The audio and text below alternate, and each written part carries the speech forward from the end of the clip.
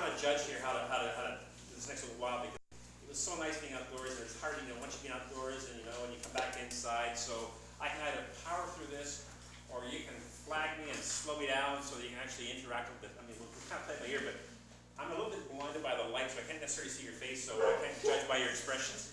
So if you want to interject, interject. At least we can hear. So our starting premise was to reduce risk. Urban development must function hydrologically like natural systems.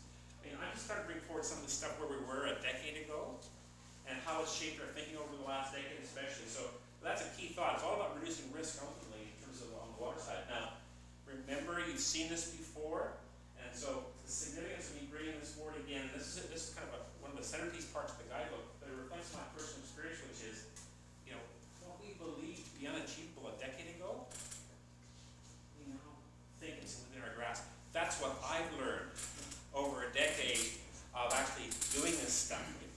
So we can achieve these visions.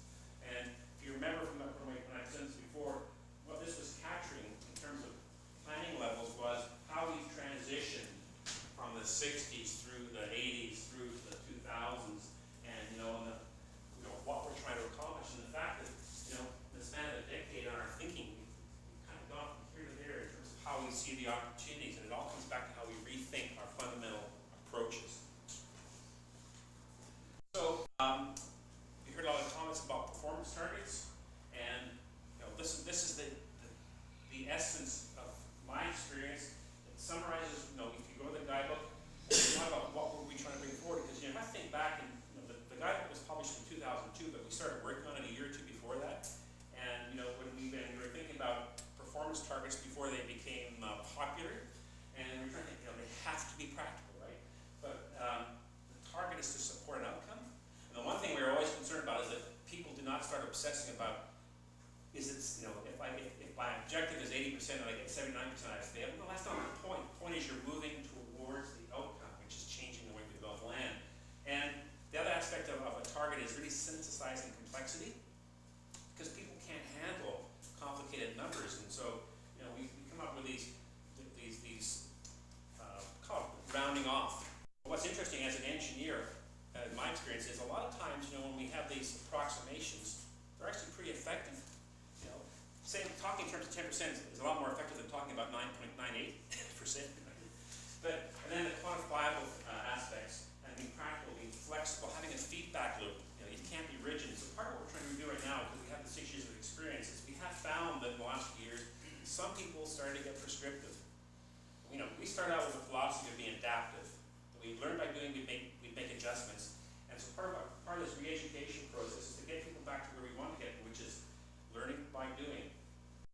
And so those of you who can't see, it says incorporate learning by doing. So runoff percentage is the performance target, because the one thing local government does exert some control on is through slant development and infrastructure policies. Because we've gone through a period where we looked at things like benthic indicators, the health of a watershed, but it's kind of hard. You walk down a creek and you take some samples and you get your BI numbers. Well, how do you correlate a number down there with what's happening up there? Whereas the one thing you do have some control over is how much water leaves the site.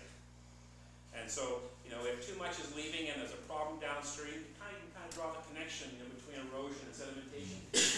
So that's why you have control. It's the one that you can actually zero in on. So I just want to, again, remember we talked about this back in June 6th. So I'm just going to hit a couple highlights here about targets. The change in thinking in this province came about when we started looking at what happens on a yearly basis. When we started talking about the fact that, you've got these different categories of rain, and you can kind of, most of what we get in the way of rainfall is light showers. And so, if most of the events, if of 180 days where we have measurable precipitation, 160 that are less than 5 millimeters, we can manage that. That also translates into the volume, right? That was the big shift in thinking. Almost a decade ago, was realizing if you think in terms of the volume, you can begin to manage what's falling. That's what started the paradigm shift. This is, again, a fundamental graphic in terms of understanding performance targets. And when you think in terms of the spectrum, that it's not one solution fits all, that you're looking at the combination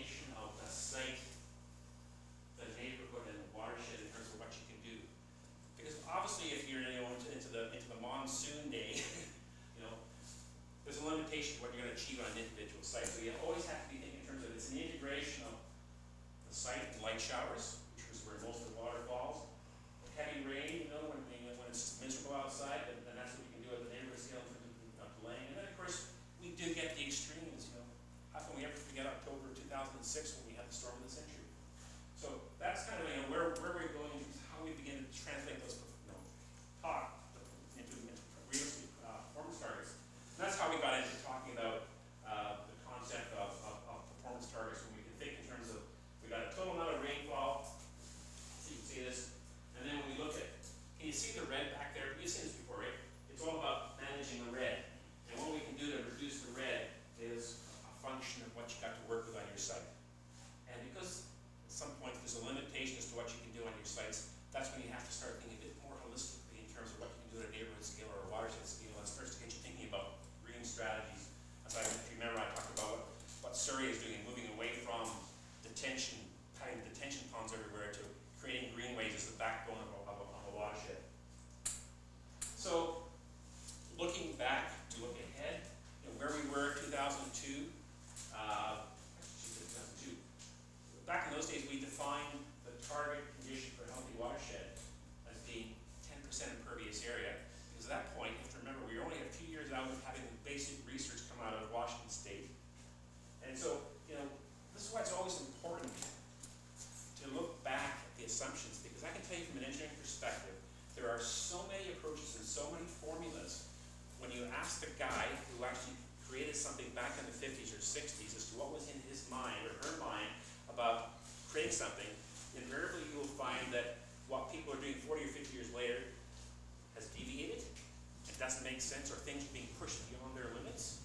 And so we're lucky right now that we're having this opportunity to go back in 2008 and reflect upon what we were trying to accomplish in 2002. And so, you know, our simplified thinking in 2002 was appropriate to create the mind shift, but if people obsess about what we were saying in 2002 and try and bring it forward a decade later without changing after they've learned from experience, then they're starting to make the same mistakes as we made a generation ago in 1980 when we changed our standards in British Columbia. Municipal affairs created a bunch of standards, which we spent the last 10 years now trying to undo because they were flawed, right? And we also introduced the concept of the mean annual rainfall. The reason we introduced that was because in the 90s, people in the practitioners in British Columbia were getting conditioned through the land development guidelines to think about the 2-year release rate for detention ponds. So one of the lessons learned is when you're trying to create a change, you start where people are at now. And so they were thinking in terms of the 2-year event. So we said, okay, we have to do the equivalent. And so the mean annual, one of these bizarre things in statistics, the mean annual is actually has a return period of 2.33. Peter? It's what